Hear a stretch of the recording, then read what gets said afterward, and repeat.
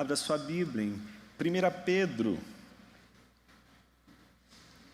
capítulo de número 2, versículos 1 a 3.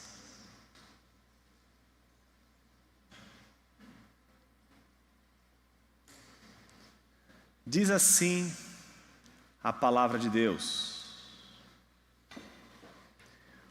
portanto, deixando toda a maldade, todo engano, fingimento, inveja e toda difamação, desejai o puro leite espiritual, como bebês recém-nascidos, a fim de crescerdes por meio dele para a salvação, se é que já provastes que o Senhor é bom. Oremos mais uma vez. Senhor Deus, obrigado por tua palavra poderosa que nos alcança nessa manhã, nos atinge, ferindo o nosso coração, fazendo com que este coração que jamais te amaria, amasse. Te amamos, Senhor, e te amamos por tua palavra, que mais uma vez rogamos, fira o nosso coração a fim de ouvirmos a tua palavra. Senhor, somos teus e o Senhor é nosso. Que a tua palavra alimente nosso coração e nos exorte, para que em nenhum momento de nossas vidas a gente esqueça que o Senhor é bom. Em nome de Cristo Jesus oramos. Amém. Ó, provai e vede que o Senhor é bom. A gente abriu o nosso culto dizendo: ó, provai e vede que o Senhor é bom. Você já provou currywurst? É de propósito. Alguns aqui já. Hans está lá no fundo, dizendo: sim, currywurst é um prato tipicamente alemão. E antes que você pense que é um prato refinado, um prato difícil de fazer, não é nada mais, nada menos do que salsicha picada com um molhinho, maionese e batata frita. Algo bastante saudável, mas algo que você encontra em cada esquina de qualquer cidade que você ande na Alemanha. E aquilo, uma vez que você prova,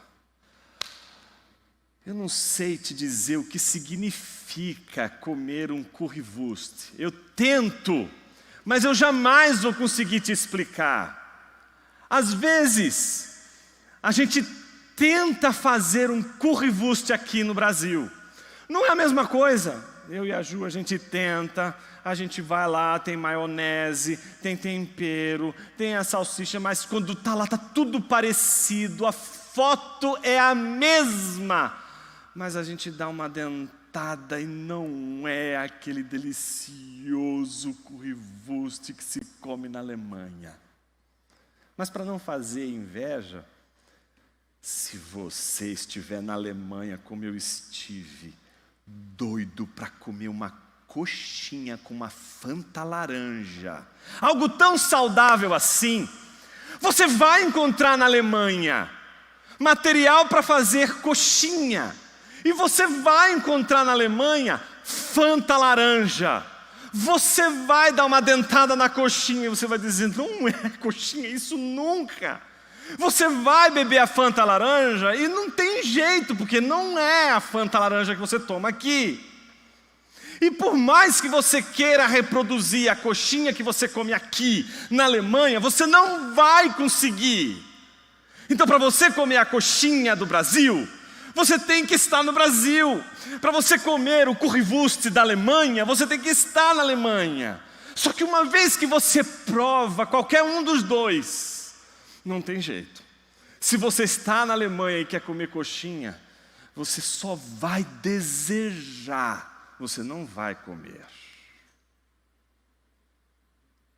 Oh, provai e vede que o Senhor é bom. Sabe aquela coisa que você prova e é tão gostoso, que você não pode provar uma só vez. Você tem que repetir aquela experiência. Você precisa de novo, e de novo, e de novo. E você precisa daquilo de novo, porque é um desejo que está ali presente em você e que te move justamente porque aquilo que você provou bastou uma única vez, foi suficiente para te marcar o paladar de uma tal maneira que você só vai ter o seu desejo satisfeito se você novamente provar daquilo que um dia você provou e te marcou. Oh, provai e vede que o Senhor é bom. Você já provou que o Senhor é bom?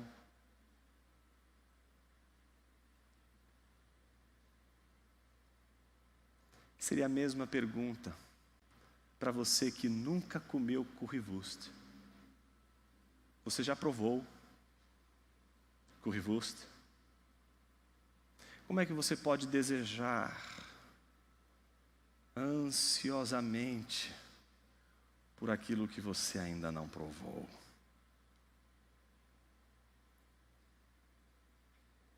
Eu não perguntei se você sabe o que é um currywurst. Não perguntei se você sabe quem é Deus. Não perguntei se você tem um diploma de teologia. Não perguntei se você sabe grego e hebraico. Não perguntei se você tem conhecimentos teológicos. Não perguntei se você é um cabeção. Eu perguntei uma só coisa: você já provou que Deus é bom?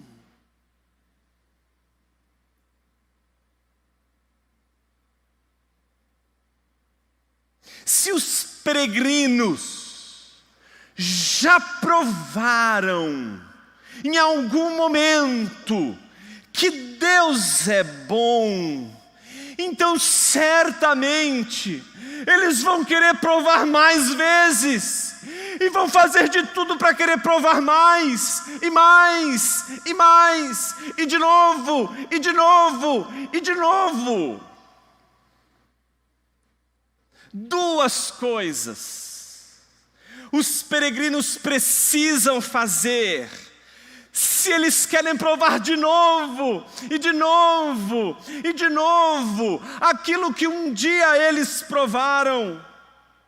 Duas coisas os peregrinos precisam fazer se querem provar uma vez mais que Deus é bom. Primeiro, é preciso desejar o bem. Segundo, é preciso despir-se do mal. Estes dois ensinos Pedro nos ensina nessa passagem que a gente acabou de ler, de 1 Pedro capítulo 2, versículos 1 a 3. Se a gente pudesse dividir toda a estrutura que constitui o discurso de Pedro, além de começar de forma gloriosa como ele começou, com a bendição a Deus Pai de nosso Senhor Jesus Cristo, é perceber as exortações que Pedro vai fazendo ao longo dos versículos 13 do capítulo 1 até o versículo 10 do capítulo 2. Nós vimos a primeira exortação que abre o versículo 13 dizendo: esperai inteiramente na graça de Deus. Vimos a segunda exortação no versículo 15: sede santos, porque o Pai Celeste é santo. E vimos de uma maneira gloriosa, como foi na semana passada, a terceira exortação: amai uns aos outros de todo o coração. Hoje, nós vamos inaugurar a segunda parte desta grande exortação que Pedro vai fazendo, que começa com os versículos 1 a 3 e termina com os versículos 4 a 10. Portanto, as cenas dos próximos capítulos prometem, mas para que elas prometam e a gente queira vê-las, a gente precisa primeiro provar as cenas de hoje, porque a gente só pode desejar o que vem depois se a gente provar antes. Vejamos então como Pedro apresenta isso no texto. O texto é razoavelmente simples da gente perceber a estrutura. Se você observou o portanto que abre essa segunda parte, é um portanto que vem logo abrir um particípio deixando toda maldade. Eu queria gastar um tempinho com esse deixando. Porque deixando aqui, se você lê deixando, tudo bem, faz sentido, não é? Você tem que deixar toda a maldade. E que maldade? Ele qualifica a toda a maldade, não é a maldade, é toda a maldade. Todo engano, não somente toda maldade, todo engano, mas todos os vícios que acompanham toda maldade, todo engano, como por exemplo, fingimento, hipocrisia, né? Inveja e difamação.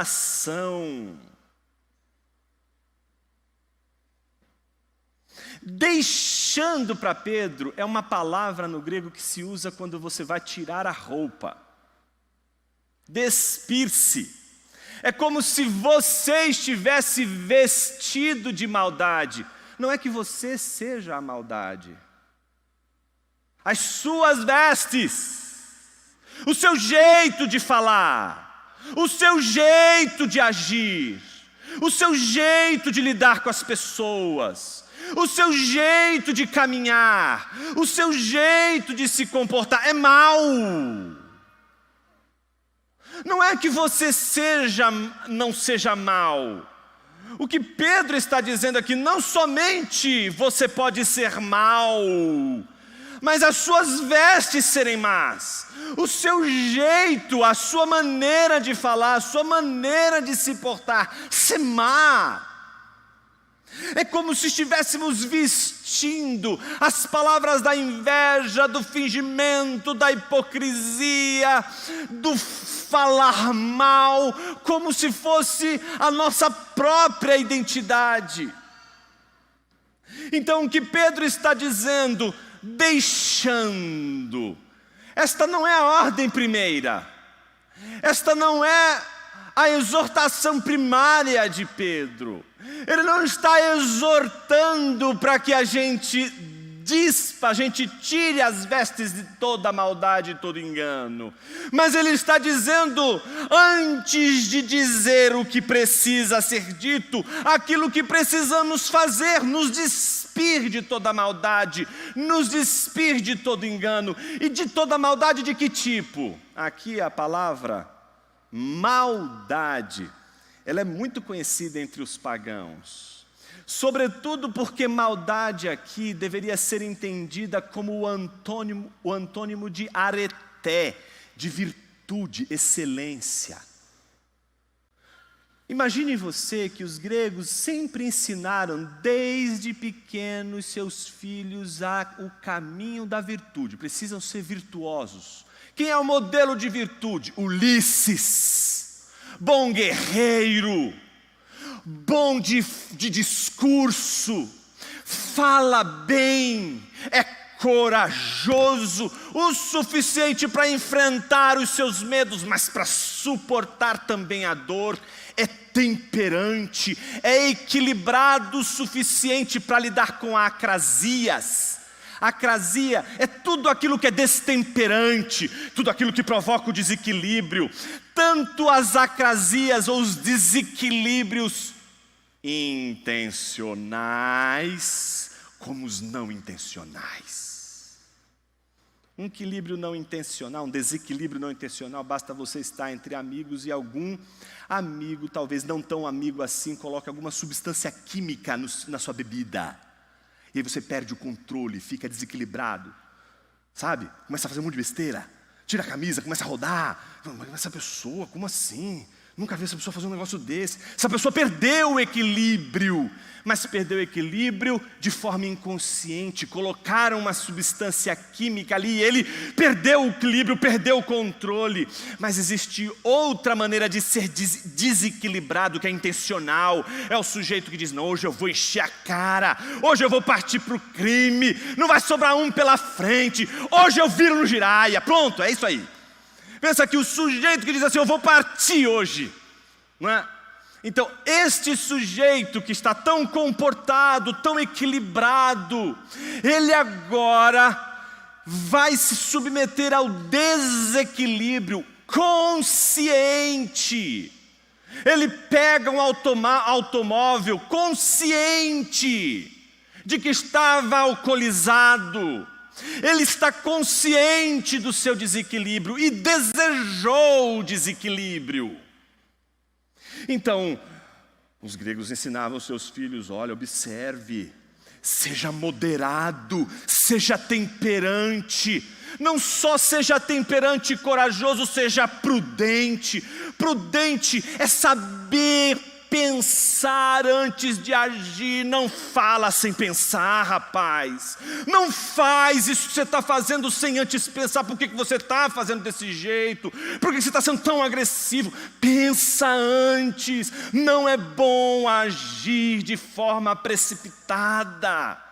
Pensa antes, delibera antes. Então é Aristóteles dizendo a Nicômaco, não só seja temperante, não só seja corajoso, não só seja prudente, mas seja justo.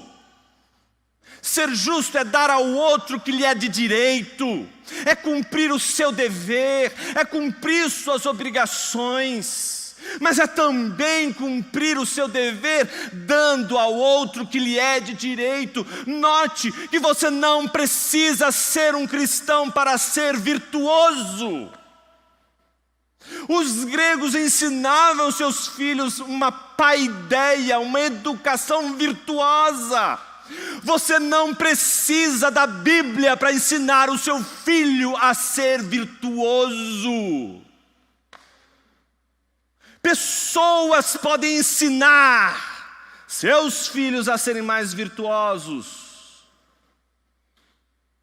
não porque elas são mais crentes, não porque elas são mais tementes a Deus, mas porque elas são virtuosas. Mas Pedro não está aqui usando a virtude, mas a falta de virtude destes que professam a fé em Jesus, destes que estão em peregrinação, destes que estão marginalizados pela sociedade, destes que estão sendo perseguidos pelos não cristãos, estes que estão sendo perseguidos por aqueles que, não sendo cristãos, pregam as virtudes. Não somente isso. Pedro não estava se referindo a uma falta de virtude dos cristãos para com os não cristãos. É isso mesmo, arregalha o olho deste tamanho, igual uma coruja.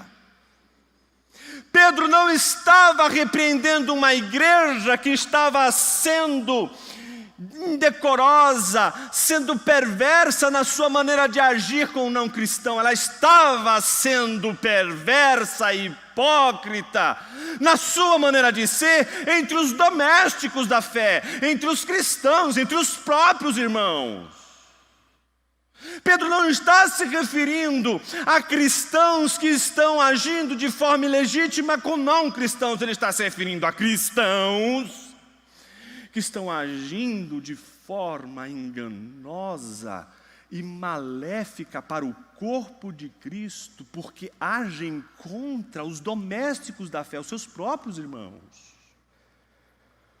Então a primeira coisa que Pedro diz é: desfaçam essas vestes. Esse jeito de viver não é o jeito de vocês. Esse jeito não é o do povo de Deus viver. O povo de Deus não pode ser conhecido dessa forma, principalmente entre os domésticos da fé, sobretudo entre aqueles que participam da mesma fé. Então a primeira coisa, deixando toda a maldade, nos despimos do mal. Ou seja, há uma prerrogativa de que o crente deveria, de alguma forma, se preocupar, sim, com a sua maneira de viver, não para ser salvo, mas justamente porque foi salvo. E porque foi salvo, e porque um dia provou que Deus é bom, não vai agir de uma forma que não corresponda com justamente os deleites que provocam em nós uma mudança, uma transformação. O peregrino é aquele que provou de uma transformação, como vimos na última semana, no último domingo. A semente imperecível da palavra de Deus, ela é aquilo que dá o ponto de partida, ela é a ignição, ela é o início de toda a transformação de um sujeito em peregrino, de um indivíduo em um peregrino, de um homem e uma mulher em um peregrino e uma peregrina, forasteiro e forasteira em terra estranha. Essa transformação não só exige que, em primeiro lugar, os crentes se desfaçam destas maldades, mas segunda coisa importante, que desejem eles o puro leite espiritual. Então, se a primeira exortação de Pedro é esperar inteiramente na graça de Deus, a segunda, sede santos porque o Pai Celeste é santo, a terceira, amai uns aos outros de todo o coração. Agora, a exortação de Pedro é: desejai o puro leite espiritual. Por isso a pergunta crucial do início do sermão volta agora novamente: você já provou que Deus é bom?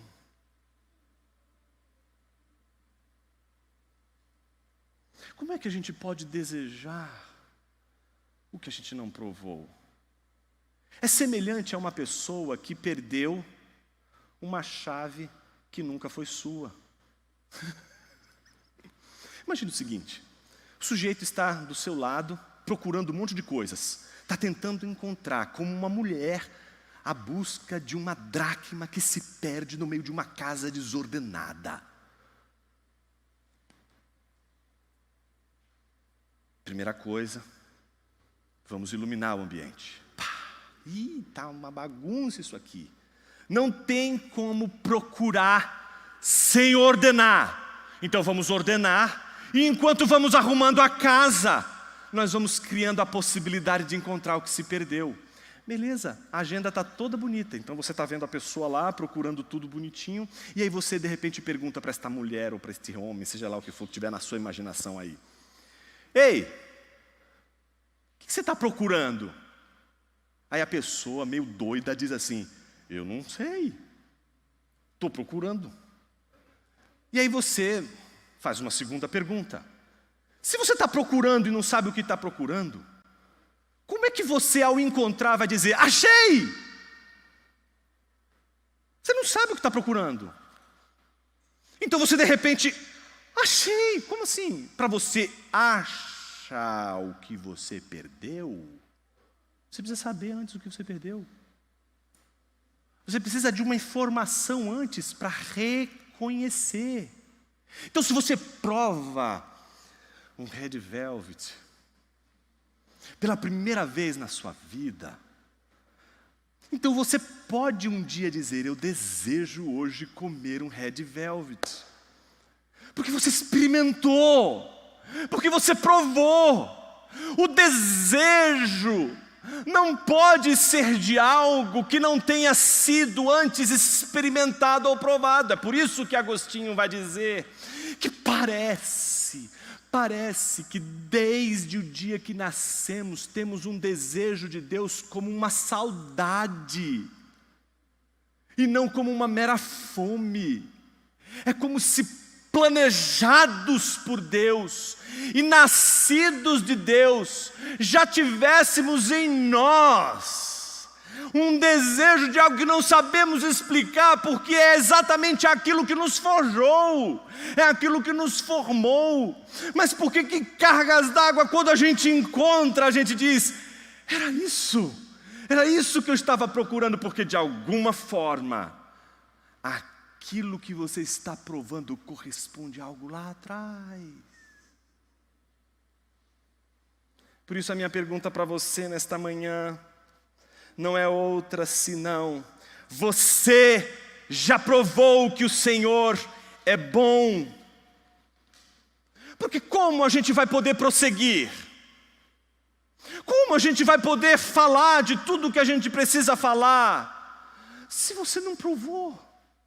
Se você sabe tudo sobre Deus, sabe o que Calbart diz sobre Deus, sabe o que Calvino diz sobre Deus, sabe o que Agostinho diz sobre Deus, sabe o que Tomás de Aquino diz sobre Deus, sabe o que Duns Scott diz sobre Deus, sabe o que Miguel de Aquasparta diz sobre Deus, Henri de Gandhi, você pode saber de todo mundo, tudo o que os homens falaram sobre Deus. Mas a pergunta de hoje não é sobre isso. Aliás, esse tipo de pessoa não é nem mais útil hoje. O Google tirou o emprego de todos os teólogos da face da terra. Existe uma coisa que inclusive tem mais eficiência do que muitos teólogos: o Google. Não. Eu não estou falando se você já sabe quem é o seu Deus. Porque você pode saber quem é o seu Deus e nunca ter provado que Ele é bom. Pessoas podem caminhar com Deus, estão na jornada com o Senhor, mas elas têm uma impressão de que estão dormindo com o inimigo. Elas estão numa jornada com Deus, mas elas têm mágoas de Deus. Elas não conseguem verbalizar, elas não conseguem transformar em palavras, mas a ferida está lá no peito, está no coração, na angústia, que se expressa na falta de contentamento, na falta de alegria, na falta de vigor, na falta do vigor espiritual diário que um crente precisa para continuar a jornada. Sem este fogo no coração, sem este vigor na sua alma, sem essa presença deleitante de Deus em sua vida, a vida cristã é só uma jornada gnóstica, de conhecimento, de inteligência, mas não de deleite. Desejo. Veja o que Pedro diz, agora sim, deixando essas coisas, aí vem o imperativo: desejai. Que ordem maravilhosa poderíamos receber se não essa? Desejai. Imagine você que já provou algo bom, algo que você tem na sua memória de tão delicioso que se você encontrasse de novo, você pararia tudo o que está fazendo para se deleitar disso que um dia você já provou. E alguém te desse agora uma ordem: desejai. Fala: puxa, mas essa é a ordem mais fácil. Difícil é amar o desgraçado que está sentado do meu lado. Difícil é me despir de todas essas vestes de maldade, dos meus pensamentos, da minha língua incendiária. Difícil é lidar com eles. Difícil é lidar comigo. Não é difícil obedecer à ordem de Deus que diz: desejai. Aqui, desejai é um imperativo que tem a ver com a natureza do homem bíblico, como Deus revela o homem bíblico. Deus revela o homem bíblico como fome, desejo. Qual é a definição bíblica que Deus dá para o ser humano? Desejo. Você não tem desejo, você é desejo. Você não tem fome, você é fome. Você não tem sede, você é sede. Isso significa que a sua natureza é uma natureza carente, necessitada, desejante. O homem é litúrgico por natureza, o homem é adorador por natureza. Por isso, ou ele adora a Deus ou adora qualquer outra coisa neste mundo, mas o que ele não pode é não adorar. A adoração é a nossa experiência de deleite, nossa experiência de profundo contentamento se demonstra justamente na nossa adoração, no nosso culto ao Senhor. Por isso, quando Pedro diz, desejai, num primeiro momento, aqueles que conhecem a Bíblia, e principalmente conhecem a Bíblia mediada pelo grego, que é a Septuaginta, a Bíblia do Antigo Testamento traduzida para o grego como eles conheciam, eles começam a pensar, puxa, ele vai falar de Salmo 42, assim como a corça anseia pelas correntes de águas, assim a minha alma anseia pelo Deus vivo. A minha alma tem sede de Deus. Então todo mundo está esperando que ele use 42. Mas ele não vai usar o Salmo 42. Tem a ver com o Salmo 42. Porque ele não está se referindo ao leite espiritual, como Paulo se referiu aos corintianos de 1 Coríntios capítulo 3, versículo 2. Nem tampouco estava se referindo àqueles que foram repreendidos na epístola aos Hebreus capítulo 5, versículo 12, porque estavam necessitando do leite, porque não tinham condições de se alimentar de algo mais robusto, possuem responsabilidade com relação à maturidade necessária que todo crente precisa alcançar ao longo da vida. Não, Pedro não está aqui usando o leite como uma metáfora para comparar aqui com crentes inexperientes, imaturos e que precisavam aprender mais da palavra de Deus, não. A metáfora do leite aqui tem mais a ver com a metáfora da semente do que com Paulo e Hebreus.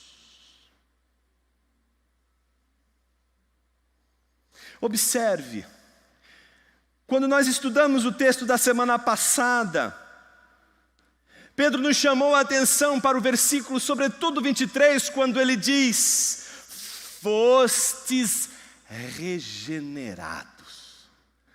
Olha o início da nossa história de jornada com Deus. Fomos regenerados, não de semente perecível, mas de uma semente imperecível. E essa semente imperecível é a palavra de Deus que é viva e permanece para sempre. E ali em seguida ele cita o Antigo Testamento. Ou seja, é como se Pedro estivesse dizendo o tempo todo para eles o seguinte: olha, a semente que foi a palavra de Deus gerou vocês. Mas a pergunta agora que eles fazem a Pedro é a seguinte: mas e agora, Pedro? Nós nascemos. O que vai nos sustentar? Alguns acham, e é a maioria, viu? Que esse leite espiritual se refere às Escrituras, à palavra de Deus. Há algum tempo eu acreditava que se tratava. Mas inegavelmente, meus irmãos, não tem como você ler essa passagem pensando no Pedro que está lendo o Antigo Testamento, está lendo os Salmos, está produzindo com base na leitura leitura que ele faz do Antigo Testamento, o ensino para a igreja, e achar que Pedro continua falando sobre a palavra. Não, o que ele tinha que falar da palavra, ele já falou. O que ele tinha de dizer sobre o que a Escritura deveria pautar, ele já disse. Que nada a não ser a verdadeira semente imperecível paute a sua ética, paute as suas ações, que eu e você possamos obedecer a Deus, obedecendo a palavra de Deus. E é assim que começa a vida cristã, quando eu descubro que eu só obedeço a Deus porque a palavra de Deus me feriu, e ouvindo a palavra de Deus, pela graça de Deus, obedeço o que antes não obedeceria. Mas se não é a palavra de Deus que nos alimenta, do que Pedro está falando?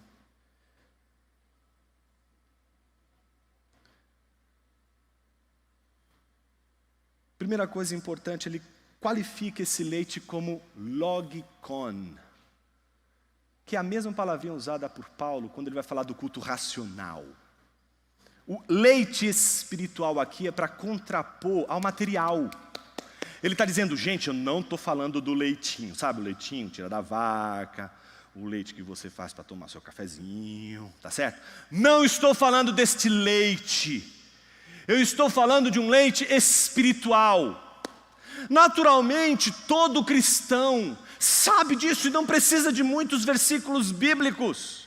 Não precisa de muito tempo para você provar para qualquer cristão que a vida cristã é alimentada pela palavra de Deus diariamente.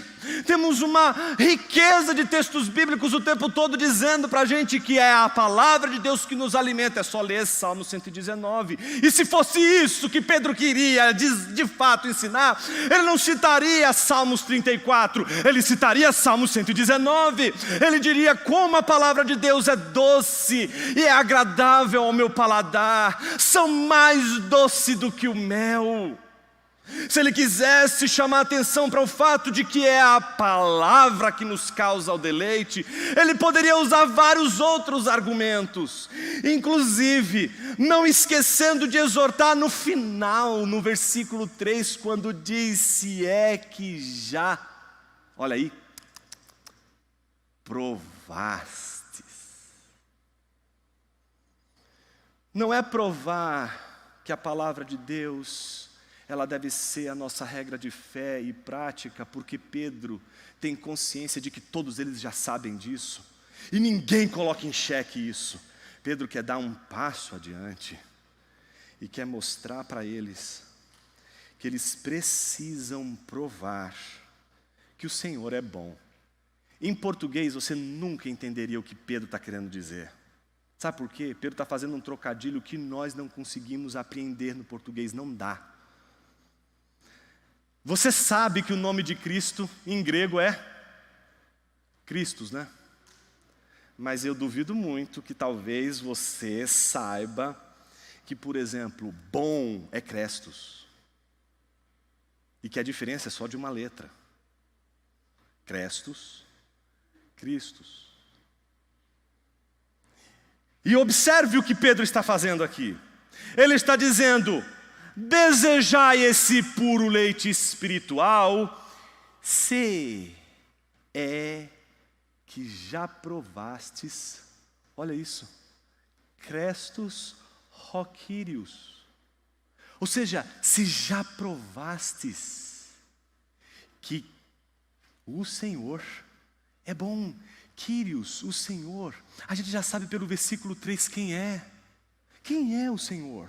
O versículo 3 do capítulo 1 diz que o Deus de nosso Pai é o Pai de nosso Senhor Jesus Cristo. Pedro sabe que o deleite está ligado a Cristo, que o deleite está ligado à pessoa de Cristo, o Crestus Christus. O Cristo bondoso, o Senhor bondoso, o Senhor misericordioso, é dele que Pedro está falando, e é dele que estou falando nesta manhã, para você que é crente, para você que serve a Deus, como para você que não serve a Deus, como para você que não crê em Deus, como você que não é crente. Porque Cristo pode ser conhecido por você que é crente, como pode ser conhecido por você que não é crente. E os dois carecem de saber que Cristo é bom. Desejai o puro leite espiritual, não como você, seu marmanjo, que quer acordar de manhã e quer tomar o seu cafezinho com leite. Porque você não sabe o que é desejar leite, seu marmanjo. Você teria que perguntar, desejar o leite materno é para o bebezinho. Você tem que perguntar o que é desejar o leite materno para uma mãe que está amamentando um bebê. É ali que você tem que ver o que Pedro está falando. Não em você desejar ou não leite, mas em como o bebê depende daquele leite. Mas ele não pode beber daquele leite uma única vez. Ele precisa voltar ali naquele seio materno 1, 2, 3, 4, 5, todas as vezes que for necessário e todas as vezes que a vontade dele estiver ali, ele vai berrar. Por isso ele berra de manhã, berra à tarde, berra à noite, berra de madrugada. Eu sei que algumas mães aqui já devem estar, não é, esperando ainda o bebê, não sabem o que vem pela frente. Tá certo? Que Deus dê graça de você ter um marido que te apoie. Tá certo? Porque uma coisa ele não tem, seios. Mas graças a Deus por você. Porque todas as vezes que aquele bebezinho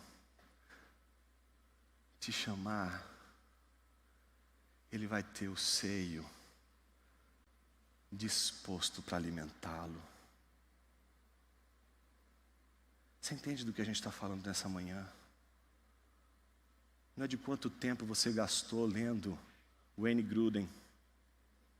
Quanto tempo você gastou lendo Kevin Van Hooser. Mas é quanto tempo você gastou se deliciando em Cristo. Tem gente que nem sabe o que é isso. Tem gente que diz, está muito pentecostal, Jonas. Ou eu estou muito pentecostal, ou você já está no inferno e não sabe. Mas estou aqui para dizer que você está no inferno. Porque se você não provou deste leite espiritual, se você ainda não provou do deleite de ser alimentado pelo Cristo, de perceber que aqui estamos diante do sacramento de Deus invertido, de que o maior de todos os sacramentos invertidos é Maria alimentando o próprio verbo de Deus com a ceia invertida. É o leite materno que embala o Senhor da criação, que embala o Senhor do universo, ensinando que assim como o Senhor do universo, como um bebê, se alimenta do leite materno, nós nos alimentamos do seu sangue. É por isso que a falta de uma ceia numa igreja, ela é tão sofrida. É por isso que nós não estamos em júbilo. Esta igreja não está em júbilo, muito embora cante jubilosamente. Porque ela chora, ela sofre pela ausência, ela sofre pela expectativa, pela necessidade. Mas ela sabe que ela não pode experimentar deste suco de vida, deste alimento sagrado de Deus, sozinha, porque ela vai para o céu em bando. Ela não vai para o céu sozinha, solitariamente. Eu estou me referindo nesta manhã ao vigor que faz você ter os olhos de alguém que encontrou tudo que faltava na sua vida. Oh, meus irmãos, não tem nada mais terrível do que você olhar nos olhos de uma pessoa que há tanto tempo está na igreja e você vê a pessoa perdida nas picuinhas da igreja. Aquele olho é um olho de zumbi, é uma pessoa morta, ela não consegue perceber que a vida não está nas discussões, que a vida não está nos projetos da igreja, que a vida não está nas ações, que a vida está no deleite de Cristo. Se eu pudesse dizer numa palavra tudo o que a gente disse até agora, eu diria para você exatamente assim: Deus não é um tema de doutorado para ser estudado, mas um banquete para ser desfrutado. Ele entregou o seu próprio corpo, e aquele que come da sua carne, aquele que bebe do seu sangue, tem vida. Será que a palavra de Deus diz que você tem que dar uma dentada na carne de Jesus? Do jeito que eu gosto, mal passada. Será? Óbvio que não. Assim como Pedro não está falando do leite material, a palavra de Deus não nos refere a Cristo como um alimento material, mas como o alimento espiritual do crente. Como é que se alimenta de Jesus? Por isso que a gente começa com a Bíblia, porque é nele que a gente encontra tudo o que estava se passando na cabeça de Pedro. Pedro está falando com eles, mas lendo Salmo 34. Sabe o que é Salmo 34? Aquele salmo que a gente leu? É um salmo de Davi. Sabe quando que Davi construiu aquele salmo? Ele fez aquele salmo depois de uma experiência que ele teve. Nada agradável. Qual foi a experiência? Ele está na corte de Abimeleque. Ele não chegou ainda na caverna de Adulão. Ele está na corte de Abimeleque. E quando ele chega na corte de Abimeleque, algumas pessoas começam a dizer, e ele escuta. Sabe aquelas fofocas, as maledicências, as intrigas, as maldades, os enganos, todos eles vestidos com as vestes da maldade, com as vestes do engano, olham para Davi e dizem assim: não é ele aquele que as mulheres disseram? Saul matou seus milhares, Davi seus 10 milhares. Saul matou seus milhares, Davi seus 10 milhares. Saul matou seus milhares, Davi seus 10 milhares. Vocês lembram do que aconteceu? Na mesma hora, Saul já não olhou Davi com os mesmos olhos. E até então Saul persegue Davi. E Davi está fugindo de Saul. Davi está fugindo das garras de Saul. Davi está buscando qualquer refúgio, qualquer lugar que ele possa se enfiar, porque ele está em perigo, ele está desesperado, ele não sabe o que fazer, ele está procurando, ele não tem nem armas para combater. Então quando ele escuta isso, ele diz assim: meu Deus, de novo não, eu já saí daquela igreja por causa dessa confusão, agora de novo essa mesma confusão. Sabe o que eu estou falando? Eu saí daquela igreja por causa disso. Começou a história assim, era assim a história é a mesma, está se repetindo agora, vai acontecer a mesma coisa. Davi precisa tomar uma decisão. Davi precisa tomar uma decisão muito séria, porque ele sabe que se ele não desmantelar aquilo, se ele não se despir, se ele entrar no jogo, toda a história vai se repetir. Então o que Davi faz?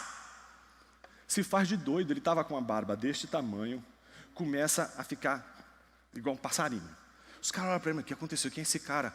Aí começa a olhar para ele, ele começa a gritar. Os caras olham para ele: o que está acontecendo? Aí ele começa a babar. A Bíblia diz que a baba era tanta, imagina que coisa nojenta. A baba era tanta que ela escorria pela barba de Davi. Imagina aquela expressão de alguém babando. E todo mundo, o rei quando olha, Abimeleque quando olha, fala assim: esse aí é o que as mulheres cantaram, Davi matou seus 10 milhares. Rapaz, eu já tenho muito louco dentro dessa igreja, quer dizer, dentro desse reino. Para que me mandar mais um louco? Não, deixa esse cara embora. Não deixa esse cara, se livre desse cara. É nesse exato momento que Davi se livra, vai para a caverna de Adulão e escreve esse salmo dizendo: Senhor, Obrigado. Bem-aventurado o homem que encontra refúgio em ti. Oh, provai e vede que o Senhor é bom. Davi está dizendo isso porque provou da bondade de Deus. Quando, meu irmão? Quando, minha irmã? Quando ele foi liberto. Do que Jesus te libertou, meu irmão? Do que Jesus te libertou, minha irmã? Se você não sabe do que Ele te libertou, você não sabe o que é se deleitar em Jesus.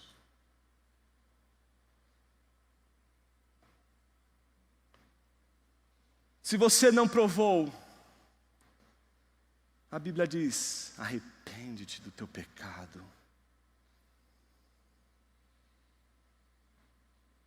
Confesse Jesus Cristo como Senhor da sua vida. Seja livre da cegueira e da miséria, e prove da bondade, da graça e da misericórdia de Deus. Mas se você já provou, por que as suas vestes são as vestes da maldade?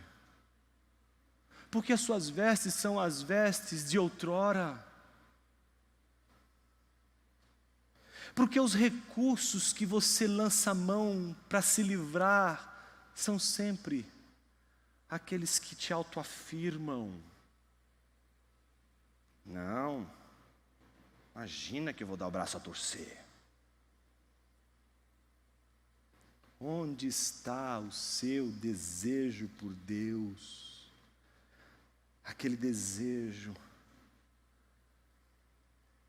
que se apresenta na corça que anseia pelas correntes de águas, ou como o bebê que anseia pelo leite materno. A pergunta nesta manhã não é se você sabe o que Jesus fez por você, mas se você provou do amor de Deus em Cristo Jesus. Não conheço uma pessoa que tenha provado desse amor e troque qualquer prato de lentilha pelo deleite em Cristo Jesus. Se você é um jovem estudante de teologia e você se deleita em servir a Deus na sua igreja, é nobre o seu deleite. Mas ele é tão pequeno, se ele não te levar a se deleitar em Cristo Jesus. Você já é, como a gente diz, né, macaco velho de igreja. Já andei em tanta igreja, já conheço tanto ministério, e continua o mesmo desgraçado, a mesma desgraçada. Por quê? Porque o deleite não está na tua igreja. O deleite está no Cristo, porque é Ele que alimenta a sua igreja. Será que hoje o Jesus que está diante de você é um intelectual dizendo para você: a lista do checklist moral que você precisa cumprir para se tornar um crente bonzinho está aqui? Ou se o que está diante de você é o pão da vida? O que um pão diz para você? Se não, me devore, me devore, me devore. Faça a sua escolha nessa manhã. Escreva uma tese de doutorado sobre Jesus, ou dobre os seus joelhos e se alimente do pão que desceu do céu. Pão vivo, que vai te dar contentamento, que vai resolver aquela ansiedade braba, aquela insatisfação terrível, e você diz: não, eu preciso encontrar um outro caminho. Sua alma está lhe passando a perna de novo, e de novo, e de novo, e de novo. Mas a palavra de Deus está dizendo de novo, de novo e de novo para você: não há saciedade, plenitude, contentamento, significado, se não devorarmos Jesus. Ó, provai e vede que o Senhor é bom. Oremos.